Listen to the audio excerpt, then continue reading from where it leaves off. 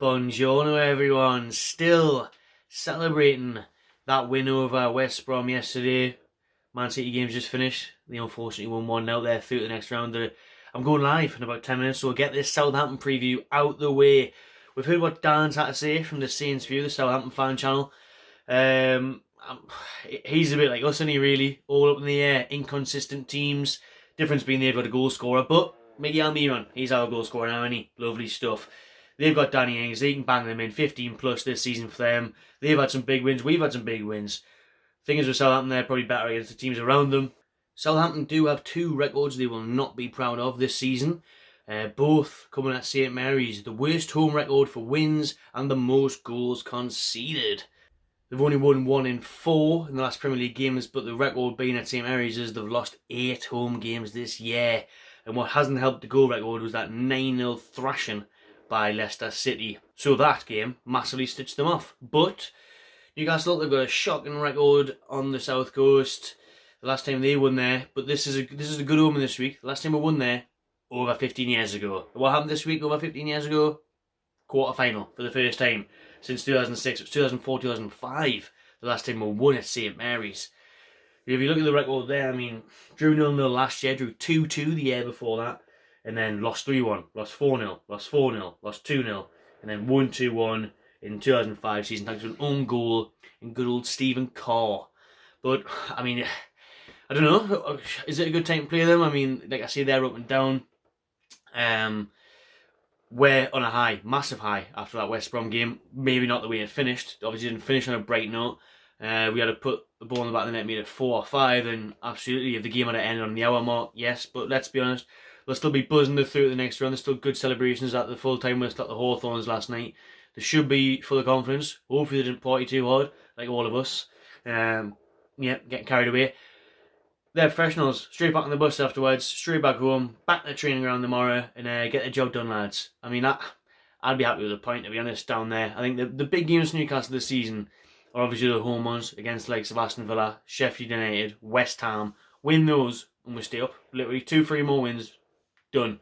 So we can go there, stop Southampton, because obviously we're very tight, very close together in the table. If we can stop Southampton gaining further momentum and places above and beyond us, keep them in the mix, keep us in the mix, and hopefully a few results go our way. I think that'll be a good point on the road, really. It'll be interesting to see whether Brucey goes back to 5 at the back, or if he keeps his 4-2-3-1. You'd have to say stick to it, just play the same team that pretty much played against West Brom, because they did so well, so much fluidity in the final third, much better than what we've seen, much more shots on target, although it being West Brom, but West Brom say that's very high up in the Championship, top of the Championship. So I think we've just got to take that same game plan, same action into the next game, and just go for it.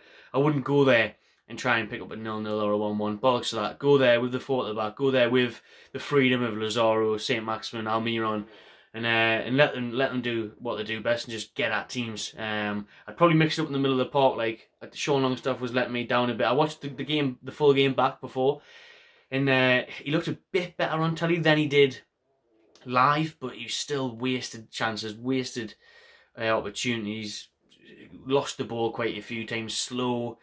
Bentaleb I thought looked good when we were live watching that. I think we scored him pretty well in the player ratings, but on telly he looked like he was the same. He looked like he was giving the ball away quite a bit, slow in distributing it, but it's his pre-season, isn't it? You've got to think he hasn't played for absolutely ages since being excluded out of Schalke. So I'd bring Hayden straight back in. Hayden, who scored at St Mary's a couple of years ago, Hayden's got to come back in for me. Maybe even start Shelvey, but Shelvey, not the player to bring on when you're trying to close the game out, but gives you that option, doesn't he? You could see him finding Lazaro and Almiron on the runs. I want to see Almiron in that number 10 role again. Look at how well he's done when he's played in his preferred position, when he's played the number 10 role that we signed him for. Couldn't quite believe it. Couldn't quite believe my eyes last night when I seen him score goals, especially 3 of them. We waited that long. I mean, what was it, 6 hours of football or something we waited? We haven't scored in the Premier League games for like 2 months, is it? Everton away, bonkers. So hopefully that ends on Saturday. Hopefully we can continue on. Let's just pretend the Premier League is the FA Cup. The only difference there is it's not League One and Championship teams. So we're back against the Premier League team this weekend. A team that, like I say, has been up and down. You'd never know what you're going to expect with Newcastle. I don't think you could know what you're going to expect with Southampton either. You look at their record, They've lost some poor games at home. I think they got beat off Burnley at home, and then they go and pick up unexpected results. So we're kind of similar, to be honest. So I think that's the reason why this points to a draw. That'll do, because like I say, I'm about to go live for the FA Cup draw, and it's a busy few days, so I've got loads of stuff from West Brom, loads more stuff to come on the weekend, including the FA Cup stuff and that. So drop your comments below who you'd like to see play at Southampton, what you think the score's going to be, subscribe to the Magpie Channel TV, and check out Dan's channel, the Southampton Lad, good kid, and most importantly, enjoy yourself.